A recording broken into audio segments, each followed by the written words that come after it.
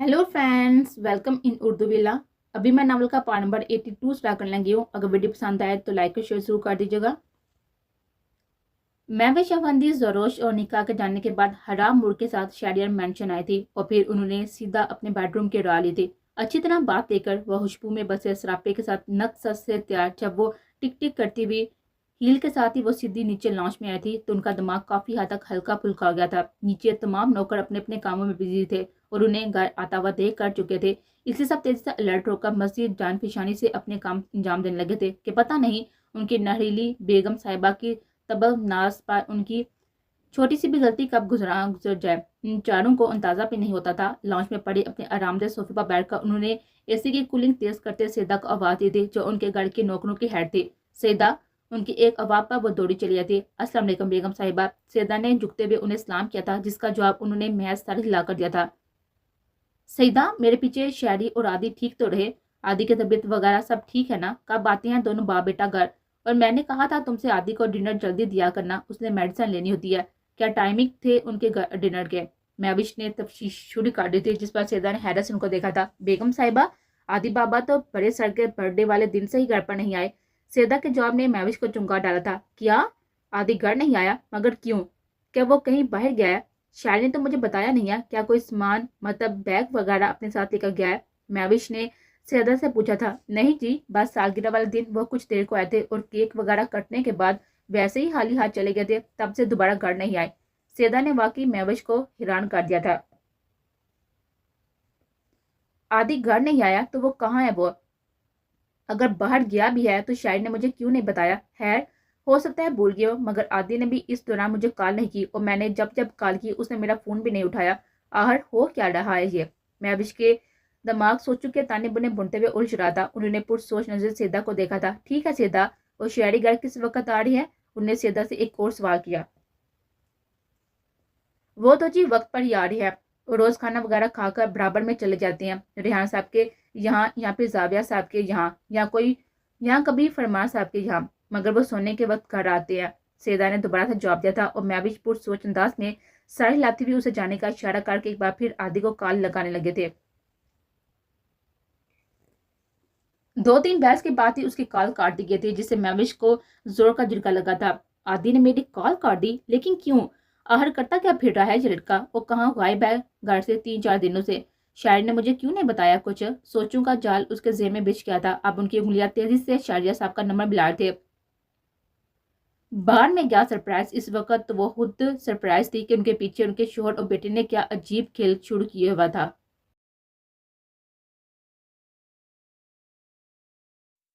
उस्मान बारी दिल के साथ घर लौट आया था और कुछ देर पहले ग्रैनी की हदायत के मुताबिक गया भी पिछले गेट से था और अब भी इसी गेट से अंदर आया था। जाते हुए आरफा गेट को बैठ से ताला लगा गई थी और अभी आते हुए उस्मान आरफा से पिछले गेट की चाबी ले आया था। अब ताला खुलकर वो गेट को अंदर से लॉक करते खामोशी से अंदर घर में चलाया था। घर के मकीन अब तक गहरी नींद में मदहोश थे। सुबह 7 बजे के वक्त कोई बेदार नहीं हुआ था और कल रात तो वैसे भी सब बहुत ही देर से सोए थे, इसलिए अब तक कोई भी नहीं जागा था।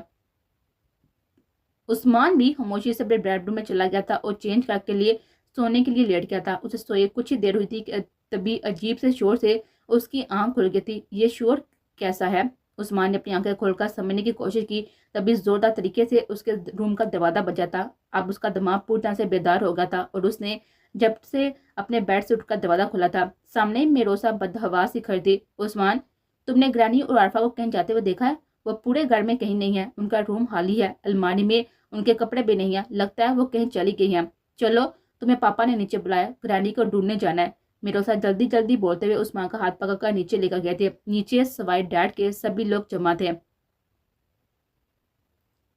हाला प्रशांति सोफे के साथ ही खड़ी थी जबकि रोहा इन तीनों बहनों के साथ ही सोफे पर बैठ गई थी। उस जहे मुराद इधर से उधर परेशान थे, टहल रहे थे। उस्मान को मिरोसा के साथ आता हुआ देखकर बेचैनी से डरते जोहे मुराद रुककर उस्मान के पास आए थे।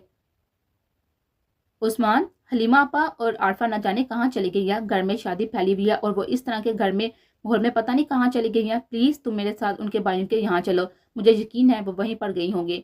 जुएम रात के लहजे में उदासी बसी हुई थी। हलीमा बी ने उनके लिए बड़ी बहनों के साथ एक बुजुर्ग की सी हैसियत रख दी थी। उनके बच्चों की तरबियत में उनका बड़ा हाथ था।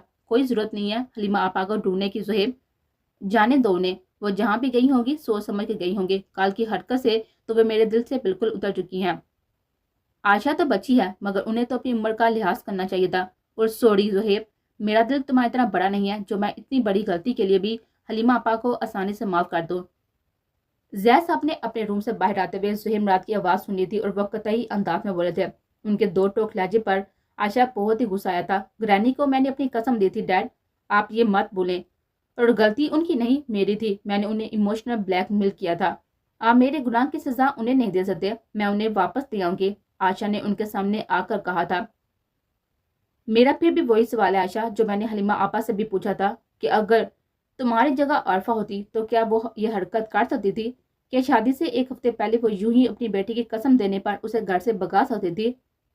بیٹی کہنے میں اور بیٹی سمجھ میں بہت بڑا فرق ہوتا ہے. انہوں نے تم لوگوں کے ساتھ بہت ہی وقت گزارا، تمہاری طبیعت کی، اچھے برے کی تمیز سکھائی، مگر تمہیں انہوں نے عارفہ کی طرح نہیں سمجھا. یہی سچ ہے کہ وہ عارفہ کے لیے جو جذبات رکھتی ہیں تمہارے لیے نہیں رکھتی.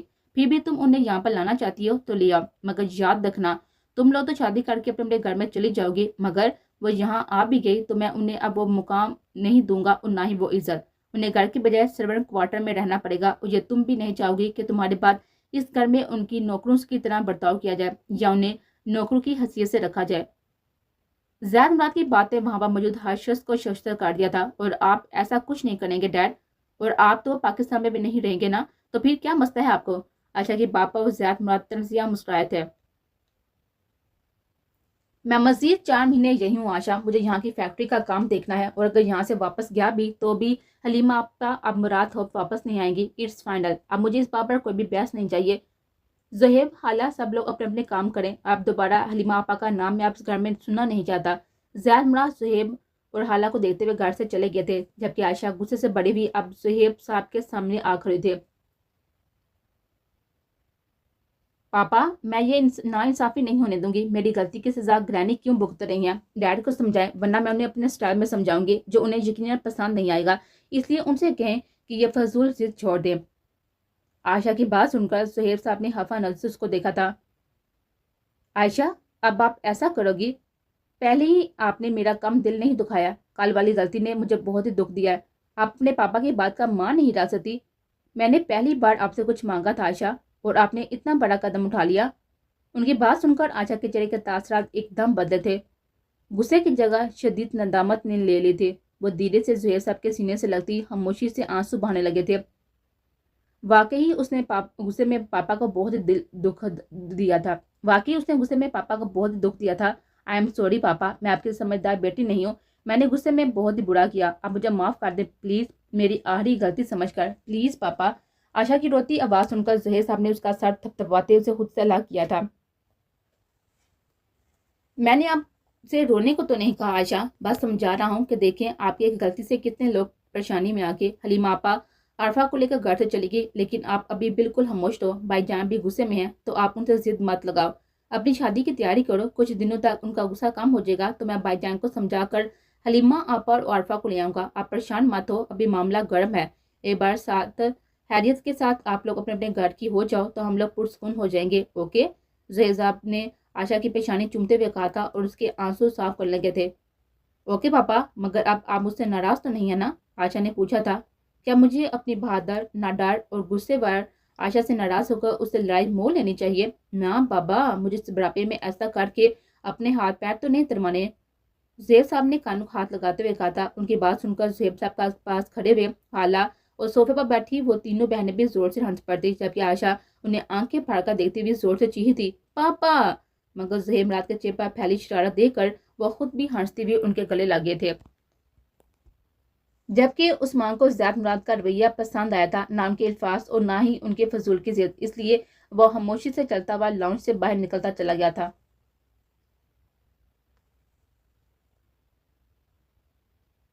بیرام کی ڈیڈ باڈی کو پولیس لے کر جا چکی تھی. ہاشم نے پولیس کو کال کیا تھا اور زہیر صاحب نے شہرام کریمی کو بھی اطلاع دے دی تھی.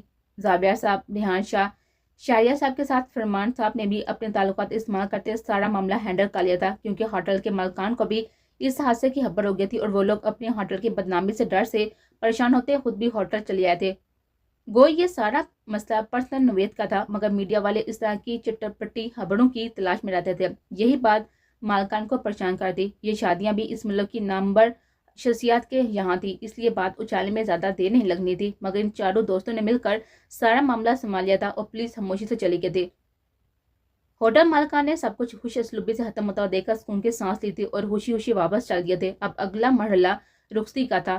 سچویشن ایسی تھی کہ وہ لوگ جلدی جلدی رخصتی کروانے پر مجبور ہو گئے تھے۔ عائشہ کے ہاتھ میں بری طرح سے چوٹ لگی تھی۔ صنم کو بڑی مشکل سے ہوش میں لایا گیا تھا، مگر وہ مسلسل ڈری سہمی روتی جا رہی تھی۔ اس کی آنکھوں کے سامنے سے بیرام کی دردناک موت کا منظر ہٹ نہیں رہا تھا، اور یہ سب اس کی وجہ سے ہوا تھا۔ یہ احساس اس جیسی نازک اور رحم دل لڑکی کے لیے بہت ہی تکلیف دہ تھا، اس لیے اس کے آنسو تھے جو رک نہیں رہے تھے۔ صفین کے بائیں پہلو میں شدید درد کی لہریں اٹھ رہے تھے، جنہیں وہ بامشکل برداشت کر رہے تھے، اور یہ بات اس نے اپنے پاس آ کر بیٹھی انابیہ کو بتا دی تھی کہ اس کے چوٹ لگنے سے شدید تکلیف ہے۔ تبھی اسے گھر جا کر میڈیسن دینے کا کہتی جلدی سے اٹھ کھڑی ہوتی تاکہ سب جلدی سے رخصتی کی کہہ سکے۔ صرف میروسا واحد صحیح سلامت تھی، مگر جب رخصتی کے وقت انہیں ہوٹل کے گیٹ کے آگے کھڑی گاڑیوں تک لایا گیا تو اس نے بھی رو رو کر اپنا حشر کا لیا تھا۔ یہ احساس ہی جان لیوا تھا کہ وہ ہمیشہ ہمیشہ کے لیے اپنے ماں باپ سے جدا ہو رہی ہے۔ یہ گھڑی اتنی تکلیف دہ اور کٹھن تھی کہ مضبوط اعصاب والی عائشہ بھی اپنے پاپا کے گلے لگتے ہوئے بری طرح سے رو پڑتی۔ وہ ابھی بھی مانور کے ساتھ سینیاں اتر کر نیچے آئی تھی۔ صنم اور صفین بھی اپنی اپنی ساسو کے پاس کھڑی مسلسل روئے جا رہے تھے، جنہیں زیاد مراد نے اپنے گلے لگایا ہوا تھا، جبکہ سہیل صاحب جو کہ کب سے عائشہ اور میروسا کو سنبھال رہے تھے، اب ان کو بھی رو رو کر حالت خراب ہو گئی تھی۔ تب حالہ نے اپنی بیٹیوں سے الگ کر کے ایک کرسی پر بٹھا کر پانی پلایا تھا۔ بیویوں کو روتا ہوا دیکھ کر وہ چاروں بھی بری طرح سے پریشان ہو گئے تھے۔ وہ چاروں کسی کو سنبھالنے میں نہیں آ رہے تھے۔ حالہ اور زیاد صاحب جو کہ انہیں کب سے چپ کروار تھے، آخرکار خود بھی بری طرح سے رونے لگے تھے۔ تب زاویہ شاہ گہرا سانس پڑھ کر اپنے تینوں دوستوں کو اشارہ کرتے ہوئے خود دلہنوں کے پاس آئے تھے اور ایک ایک کر کے ان کے سر پر ہاتھ رکھتے ہوئے بولے تھے، بیٹا، ہمیں پتہ ہے یہ گھڑی بہت ہی تکلیف دہ اور مشکل ہوتی ہے، مگر ایک نہ ایک دن ہر بیٹی اور ماں باپ کو اس سے گزرنا پڑتا ہے۔ اب بے فکر ہو جائیں، کیونکہ اب آپ کے دو ماں باپ ہیں، ایک نہیں دو گھر بھی ہیں۔ آج سے آپ کی ایک نئی زندگی شروع ہونے والی ہے۔ اپنی نئی زندگی کی شروعات ہنستے مسکراتے ہوئے کریں، روتے دھوتے نہیں۔ چلو اب آپ اپنے نئے گھر چلتی ہیں۔ زاویہ شاہ نے بہت خوبصورتی سے ان چاروں کو سمجھایا تھا، جبکہ ان کے بالکل پیچھے کھڑے دولہا بھی انہیں اس حال میں دیکھ کر اداس ہو رہے تھے۔ زاویہ شاہ کی بات سن کر زیاد مراد نے صنم کو سنبھال کر گھر میں بٹھایا تھا، اور ظہیر مراد بھی اسباب میں سر ہلا کر اٹھتے ہوئے صفین اور عائشہ کو لے کر آگے بڑھے تھے۔ حالہ بھی میوش کے ساتھ ہی میروسا کلیوے گاڑی کی طرف لے کر جانے لگے تھے۔ انہیں گاڑی میں بٹھا کر ظہیر اور زیاد مراد چاروں دولوں کے پاس آئے تھے۔ بیٹا، ہم اپنے گھر کی خوشیاں تمہارے ہاتھوں میں سونپ رہے ہیں، ان کا خیال رکھنا، ظہیر صاحب نے باری باری چاروں کو گلے لگاتے ہوئے کہا تھا، اور پھر خود ان کے والد صاحبان سے ملنے لگے تھے، جبکہ زیاد مراد بھی ان چاروں کو گلے لگا کر پیار کرتے ہوئے آگے بڑھ گئے تھے، اور وہ چاروں بھی پرسکون سانس لیتے ہوئے اپنی اپنی گاڑی کی طرف بڑھ گئے تھے۔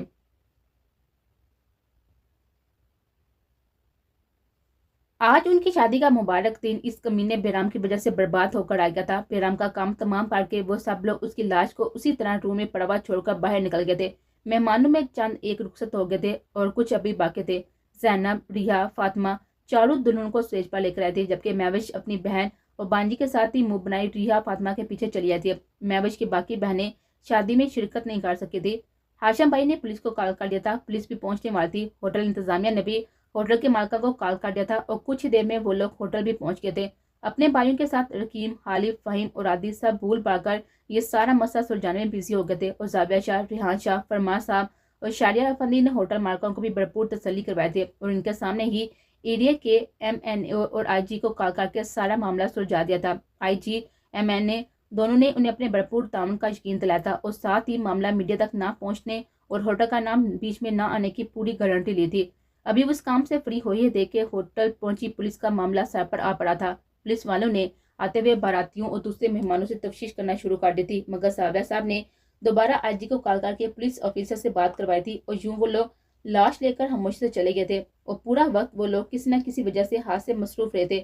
انہیں نہ تو فرصت ملی تھی اپنے دلہنوں کے پاس بیٹھنے کی، اور نہ ہی وہ سب لوگ کی موجودگی میں ان کے پاس بھٹک سکتے تھے۔ حالات ذرا نارمل ہوتے ہی زہیب صاحب اور زید مراد نے سب باراتوں کے لیے ٹیبل سیٹ کروائی تھی، اور زبردستی سب کو کھانا کھانے کے لیے لے کر گئے تھے۔ سب نے دولہوں کو بھی پکڑ لیا تھا۔ جب دلہن نے ابھی تک سٹیج پر ہی تھی، تبھی کھانے کے ٹیبل تک جاتے فہیم نے ایک نظر سب کے ساتھ خاموشی سے بیٹھی عائشہ کو دیکھا۔ اس کا سیدھا ہاتھ اب تک مختلف رومالوں سے بندھا ہوا تھا۔ میری آشا کھانا کیسے کھائے گی؟ فہیم نے ایک نظر آشا کے گھونگھٹ اور چہرے کو دیکھا سوچا تھا۔ نیٹ کے لال لمبے سے گھونگھٹ میں اس کا دودھیا چہرہ چمک رہا تھا۔ یہ گھونگھٹ دراصل حالہ کے کہنے پر ڈالا گیا تھا، کیونکہ ان کے حساب سے آج آشا نے ایک بھی دلہن والا کام نہیں کیا تھا۔ اب کم سے کم اس گھونگھٹ سے تھوڑا تو دلہن پننے کا تاثر آ رہا تھا۔ آشا کے جھنجھلانے کے باوجود بھی وہ اس سمیت باقی سب کے چہرے ڈھک کر اسٹیج تک نیچے اتری تھی۔ حالانکہ لاجکس بھی عجیب ہوتے تھے۔ کیا ہوا میرے بھائی، چل رہی ہو نا؟ ادھر مت دیکھ، وہ لوگ کھانا نہیں کھائیں گے کیونکہ سب کی طبیعت ڈاؤن ہے اور ان کی چوکیداری پر جو گارڈز مامور ہے نا، ان کا کھانا وہیں پر پہنچایا جا رہا ہے، تو غم نہ کر، چل پھر کھانا کھا لے۔ فہیم کو اسٹیچو کی طرح اپنی جگہ پر اسٹل کھڑے ہوئے دیکھ کر ان کے پاس سے گزرتا ہے۔ راہم نے انفارم کر کے ساتھ اس کو لے کر آگے بڑھ گیا تھا۔ سامنے بیچی ٹیبلز پر باقی تینوں دولہا بھی زبردستی بٹھائے گئے تھے، مگر ان کی پریشان نظریں بھی اسٹیج پر ٹکی ہوئی تھی۔ وہ کھانے کے بعد انہوں نے زاویہ شاہ سے بات کی تھی کہ جلدی رخصتی کروا لی جائے، جس پر انہوں نے سوال میں سر ہلا کر اپنی رضامندی دے دی تھی، کیونکہ وہ بھی یہی سوچ رہے تھے۔ اور پھر سب طرف رخصتی کا شور مچ اٹھا تھا۔ کچھ ہی دیر میں ہاتھ سے ایموشنل سین کے بعد وہ چاروں اپنی اپنی گاڑیوں میں آ بیٹھے تھے۔ شکر تھا گاڑی میں دولہا دلہن کے ساتھ اس وقت کوئی موجود نہیں تھا۔ تھوڑی پرائیویسی تو ان کو میسر آ گئی تھی۔ سب سے آگے عادی کی گاڑی کھڑی تھی، جس کا ڈرائیور شاہریہ صاحب کی کوئی بات سننے بیٹھ گیا تھا۔ میروسا کے گھر میں بیٹھتے ہی عادی نے اس کو اپنے پاس کرتے ہوئے کاندھے پر ہاتھ پھیلایا تھا۔ بس کر دیں انچل، کتنا روئیں گی آپ؟ مجھے لگتا ہے کہ میرے ساتھ شادی کر کے خوشی نہیں ہوئی آپ کو۔ کسی دوسرے شہزادے کا انتظار تھا کیا؟ عادی نے دوسرے ہاتھ سے میروسا کا ننھا سا ہاتھ پکڑ کر چومتے ہوئے کہا تھا۔ تبھی میروسا نے فوراً گردن گھما کر اس کو دیکھا تھا۔ نہیں عادی، آپ کے سوا کوئی دوسرا شہزادہ تو مجھے ملنا ہی نہیں، تو میں کس کا انتظار کروں گی؟ میروسا کے معصومیت پر برجستہ جواب پر عادی کہہ کر لگا کر ہنسا تھا۔ تبھی انیکا گاڑی کا گیٹ کھول کر اندر گھس کر بیٹھ گئے تھے اور اگلا گیٹ کھول کر زروش بیٹھے تھے۔ ان دونوں کو مہوش افندی نے بھیجا تھا، جبکہ عادی جلدی سے میروسا سے دور ہوا تھا اور وہ حق دک سا دونوں ماں بیٹی کا یہ بلائے جان والا انداز دیکھتا رہ گیا تھا۔ بھائی سوری عادی، وہ کیا ہے نا کہ آپ کسی گاڑی میں جگہ نہیں بچی، رضوان آیا نہیں ہے اور جس گاڑی میں ہم آئے تھے اس کا ٹائر پنکچر ہو گیا ہے۔ آپ ہی کی گاڑی میں کچھ دوسرے مہمان ان کے ساتھ جانے ہیں، تو ہمیں یہاں پر آ کر بیٹھنا پڑا۔ زروش کی بات سن کر عادی خاموش ہو گیا تھا۔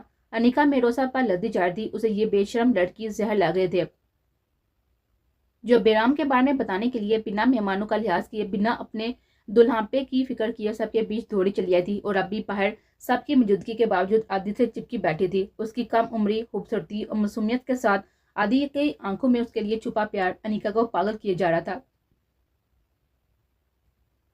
اس کا بات چلتا تو گھونگھٹ میں چھپی اسے حسین چڑیل کا گلا گھونٹ کر ابھی کبھی مار دیتی۔ پیچھے ہو جائیں، آپ مجھ پر گر رہی ہیں۔ میروسا کی طبی طبی آواز پر عادی نے چونک اس کو دیکھا تھا۔ انیکا گیٹ سے کافی دور تقریباً میروسا پر گری پڑی تھی۔ انیکا ڈنگ سے بیٹھو، کافی جگہ ہے، پیچھے ہٹو، ایک سائڈ ہو جاؤ۔ اینجل آپ میرے پاس ہو کر بیٹھ جائے، اور ڈرائیور تم گاڑی چلاؤ۔ عادی نے میروسا کے گرد بازو پھیلا کر اسے دوبارہ اپنے ساتھ جوڑ لیا تھا، ساتھ ہی نامحسوس انداز میں اس کے جھکے سر پر اپنے ہونٹ رکھ دیے تھے۔ وہ میروسا کے گرد بازو پھیلا کر دوسرے ہاتھ سے اس کا ایک ہاتھ تھام کر بالکل اپنے ساتھ جوڑے بیٹھا تھا، اور محبت بڑے ہوئے اس منظر کو دیکھ کر انیکا کے ساتھ ساتھ بیک ویو مرر سے دیکھتی ہوئی پیچھے دیکھتی ہوئی زروش بھی تلملا کر رہ گئی تھی۔ عادی کے پیچھے حالب کی گاڑی تھی۔ حالب نے اندر بیٹھتے ہی ڈرائیور کو باہر جانے کا کہہ دیا تھا۔ باہر اب بھی سب لوگ ایک دوسرے سے ملتے باتوں میں بزی تھے۔ حالب نے ڈرائیور کے جاتے ہی روتی بلتی سفین کو خود سے لگا لیا تھا۔ بس خاموش ہو جائیں، کب تک اپنی ان خوبصورت جھیلسی آنکھوں پر ظلم کریں گی مائی ڈیئر وائف؟ کھانا بھی نہیں کھایا آپ نے، اتنا مت روئیں پلیز۔ حالب نے اس کے جھکے سر پر پیار کرتے ہوئے کہا۔ میری رائٹ سائڈ والی رب میں پین ہے، اس لیے رو رہی ہوں، سفین نے آنسو پوچھتے ہوئے حالب کو بتایا تھا۔ اس کے رونے کی وجہ سن کر وہ حیران رہ گیا تھا۔ اوہ، مگر کیسے؟ کیا ہوا؟ کیوں درد ہو رہا ہے؟ حالب اس کی تکلیف کا سن کر بے چین ہو گیا تھا۔ بیرام نے مارا تھا، سفین کے روحانسی آواز پر بتانے پر حالب نے اسے اپنے ساتھ لگا لیا تھا۔ اس لیے جہنم وصل کر دیا ذلیل مردود کو۔ آپ فکر کی کوئی بات نہیں ہے، آپ گھر چلیں، میں انابیہ بابی یا ہادی سے آپ کو میڈیسن لے کر دے دوں گا، آپ ریسٹ کیجیے گا۔ حالب نے اسے اپنے مزید قریب کیا تھا، لیکن سفین فاصلہ پیدا کرتی جھٹکے سے دور ہو گئے تھے۔ سوری، وہ وہاں برائڈل روم میں بہت ڈر گئی تھی، اس لیے آپ کو حق کیا تھا، بٹ آپ پلیز مجھ سے دور رہیں۔ سفین کے پاس سن کر حالب حیرت زدہ رہ گیا تھا۔ سفین آپ؟ اسے سفین کا ہاتھ پکڑ کر اپنی طرف کھینچا تھا کہ تبھی ہاشم بھائی کھنکھاڑتے ہوئے گاڑی کا اگلا دروازہ کھول کر اندر بیٹھ گئے تھے، اور پچھلا دروازہ کھول کر انایا اندر بھی بیٹھ چکے تھے۔ آئی ہوپ ہم نے ڈسٹرب نہیں کیا ہوگا تم لوگوں کو۔ وہ کیا ہے نا، ڈیڈ نے کہا ہے کہ دولہا دلہن کے ساتھ بڑے بیٹھ کر جاؤ، اس لیے ہم آ گئے۔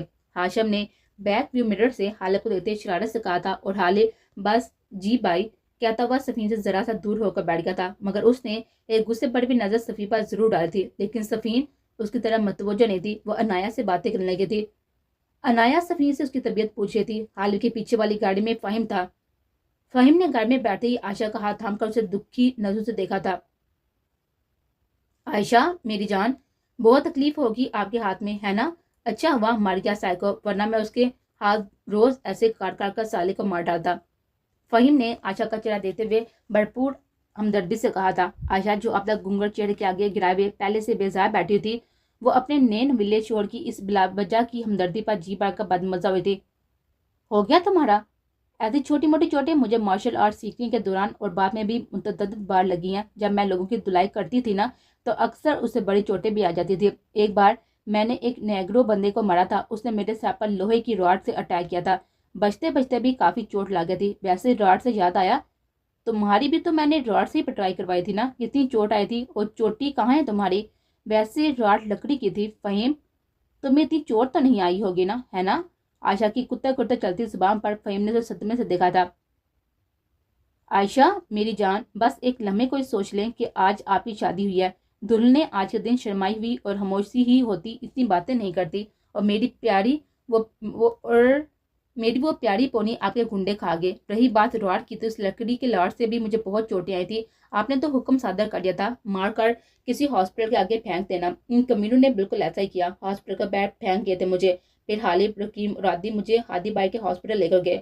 وہیں پر ٹریٹمنٹ کے دوران بھائی نے اسٹیچز لگاتے ہوئے میرے بال کاٹ دیے، اور بعد میں نے ہیئر کٹنگ کے ساتھ ہی اپنی پونی بھی صاف کر دی۔ اینڈ عائشہ، میں غریب آپ کا شوہر لگتا ہوں، مجھے اب تو تم نہ کہا کریں، میری ماما جان نے اپنے بیٹے کی اس کھلی بےعزتی پر آپ سے خفا ہو جائیں گی۔ ویسے آپ آج بہت ہی حسین لگ رہی ہے، اور ایسے مجھے نہ دیکھیں، آپ کا یہ میٹھا میٹھا کاجل دیکھ کر میں بلا وجہ رومانٹک ہو رہا ہوں۔ فہیم ناراضگی سے بولتے ہوئے اچانک شریر ہوا تھا، تب اسے باغور دیکھتی عائشہ نے سٹپٹا کر اپنا چہرہ چکا لیا تھا۔ یہ فیلنگز اسے زندگی میں پہلی بار آئی تھی۔ فہیم کے شریر سے انداز پر اس کا دل بہت ہی زور سے دھڑکا تھا۔ وہ اپنے بے قابو دل کو ڈپٹتی ہوئی فہیم سے کچھ دور ہو کر بیٹھی تھی کہ تبھی مارور گاڑی کا دروازہ کھولتی ہوئی اندر آ کر بیٹھ گئی تھی۔ اس کے پیچھے فرحان بھی فات کے سال بھر کے بیٹے فائق کو گود میں لے کر آگے والی سیٹ پر آ بیٹھا تھا۔ بھائی آپ کے پاس ٹیشو ہوگا؟ فہیم نے فرحان سے پوچھا تھا، اور فرحان نے ڈیش بورڈ میں رکھے ہوئے ٹیشو باکس سے ٹیشو کھینچ کر فہیم کے ہاتھ میں تھما دیتے۔ بھائی اے سی آن کرے نا، گرمی ہو رہی ہے۔ فہیم کی انوکھی فرمائش پر فرحان نے مڑ کر فہیم کو گھورا تھا، جبکہ شرارت سے مسکراتے فہیم کو عائشہ نے بھی گھنکڑ کی آڑ میں سے گھور کر دیکھا تھا۔ دماغ چل گیا تمہارا؟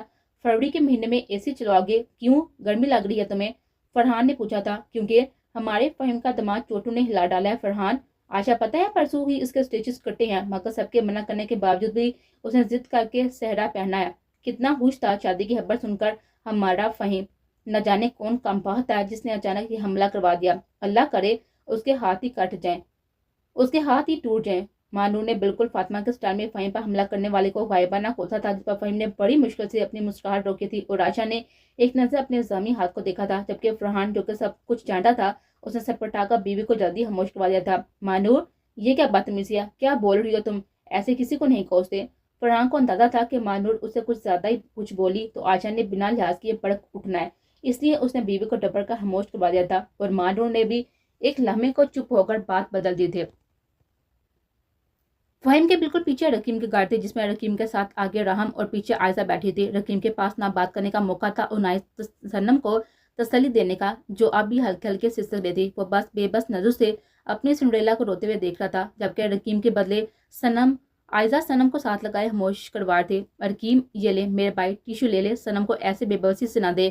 کوئی بات نہیں، بیوی کے آنسو صاف کروا دے، ہم تھوڑے موڈ قسم کے بھائی بھابھی ہیں، بالکل اعتراض نہیں کریں گے، اور تو تم کہے گا تو آنکھیں بھی بند کر لیں گے۔ سنم بیٹا چپ ہو جائے، رکیم اتنا برا نہیں ہے کہ اسے شادی کرنے کے غم میں تم روتی جاؤ۔ مانا صورت اس کی ذرا اوکھی ہے، لیکن اتنا ڈرانا بھی نہیں ہے کہ بندہ برداشت نہ کر سکے۔